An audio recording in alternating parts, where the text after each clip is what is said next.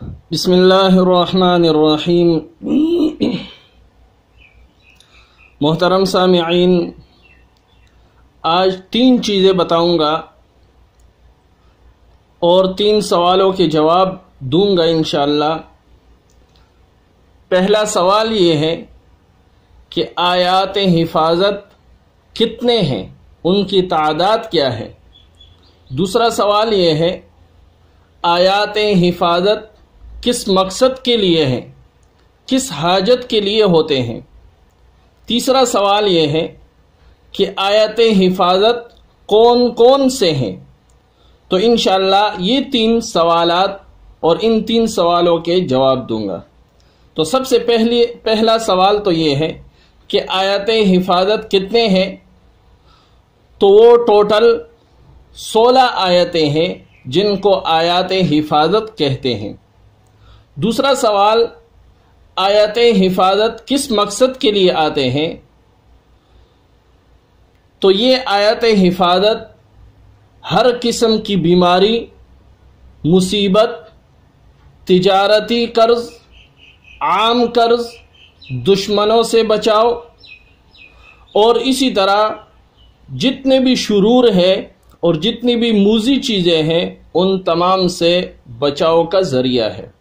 اور حفاظت میں اللہ تعالیٰ کے چاہنے سے یہ دعا صبح اگر پڑھی جائے تو کبھی کبھی شام تک نتیجہ سامنے آ جاتا ہے، اور کبھی اللہ کے چاہنے سے تھوڑا انتظار کرنا پڑتا ہے، لیکن تاثیر الحمدللہ اپنے وقت پر اثر دکھا کر ہی رہتی ہے۔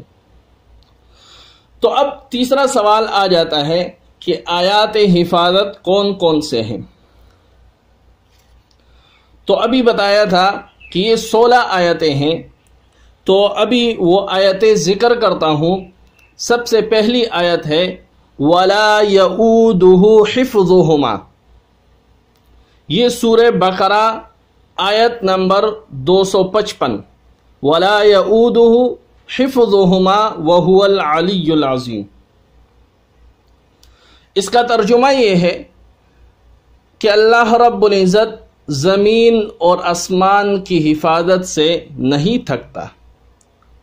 دوسری آیت ہے فَاللَّهُ خَيْرٌ حَافِظًا وَهُوَ أَرْحَمُ الرَّاحِمِينَ۔ یہ آیت سورہ یوسف کی ہے اور سورہ یوسف میں آیت نمبر 64 ہے۔ اس کا ترجمہ یہ ہے پس اللہ ہی بہتر محافظ ہے اور وہ سب سے زیادہ رحم کرنے والا ہے۔ تیسری آیت ہے وَحِفْظًا مِّن كُلِّ شَيْطَانٍ مَارِدٍ۔ یہ سورہ صافات کی آیت نمبر 7 ہے اور اس کا ترجمہ یہ ہے اور ہر سرکش شیطان سے اسے محفوظ رکھا۔ چوتھی آیت ہے وَحِفْظًا ذَلِكَ تَقْدِيرُ الْعَزِيزِ الْعَلِيمِ۔ یہ حامیم سجدہ آیت نمبر 12 ہے اور اس کا ترجمہ یہ ہے اور اس کو محفوظ کر دیا، یہ انتظام ہے زبردست اور علم والے کا۔ 5ویں آیت ہے وَحَفِظْنَاهُمَا مِن كُلِّ شَيْطَانٍ رَّجِيمٍ۔ یہ سورہ حجر کی آیت نمبر 7 ہے اور اس کا ترجمہ یہ ہے ہم نے اس کی حفاظت کر دی ہر مردود شیطان سے۔ 6 نمبر آیت یہ ہے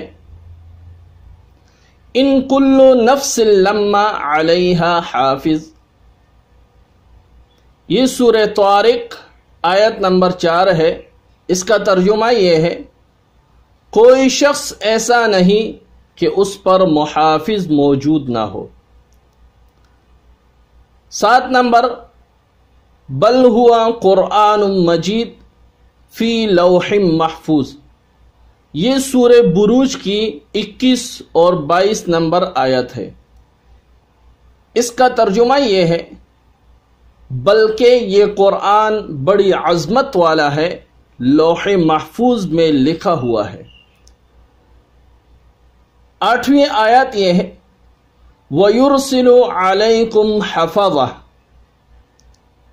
یہ سورہ انعام کی آیت نمبر 61 ہے۔ اس کا ترجمہ یہ ہے اور وہ تم پر محافظ فرشتے بھیجتا رہتا ہے۔ آیت نمبر 9 ان ربی علی کل شیء حفیظ، یہ سورہ ہود کی آیت نمبر 57 ہے۔ اس کا معنی یہ ہے کہ بے شک میرا رب ہر چیز پر نگران ہے، نگہبان ہے۔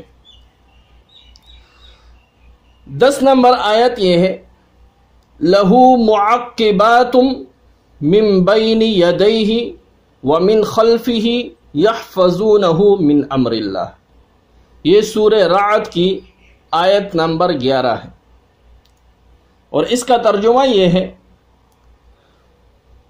اس کے پہرہ دار ہیں اس بندے کے آگے اور اس کے پیچھے، وہ اس کی حفاظت کرتے ہیں اللہ کے حکم سے۔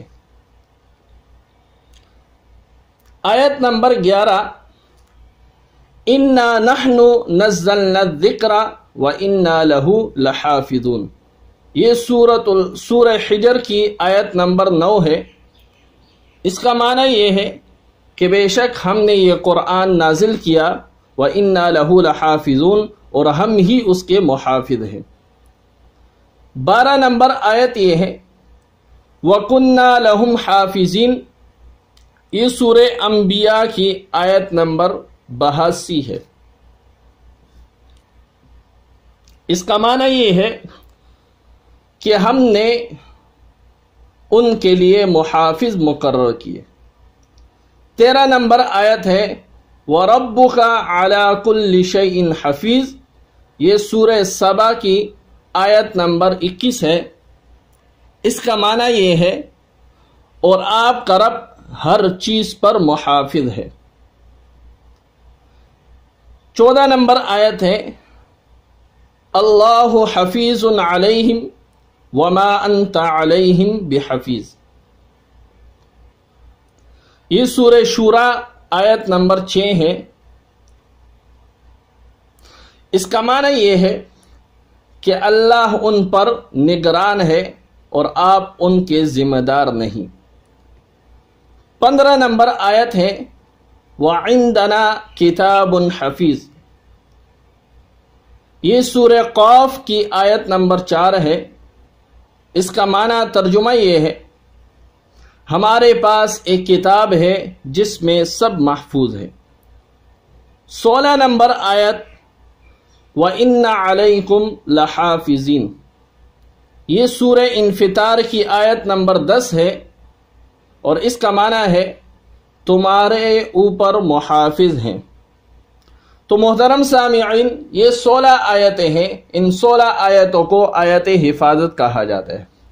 اب دیکھیے ان آیات کے ساتھ ترجمہ کرنے کا مقصد یہ ہے کہ جب ہم یہ پڑھیں گے تو اس کے ساتھ جب ہمیں یہ ترجمہ یاد ہوگا تو ہمیں سمجھ آ جائے گی کہ اللہ رب العزت ان آیات میں کیا فرماتے ہیں۔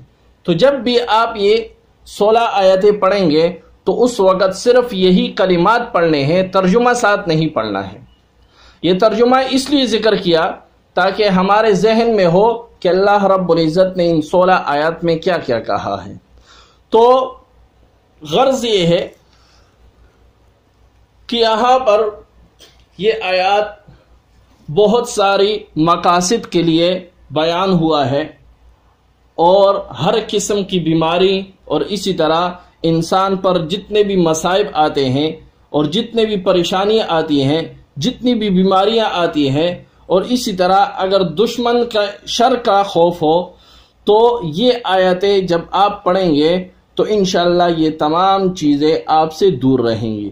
تو آخر میں یہ عرض کروں گا یہ آیتیں آپ خود بھی یاد رکھیں اور اسی طرح اپنے بچوں کو بھی یاد کروائیں، اور جو بچے یاد نہیں کر سکتے ہیں تو ان آیات کو لکھ کر ان کے گلے میں تعویذ کی شکل میں ڈال دیں تاکہ اللہ رب العزت ان کو بھی ہر قسم کے شر سے اور ہر قسم کی موذی چیز سے بچائے رکھے۔ جزاک اللہ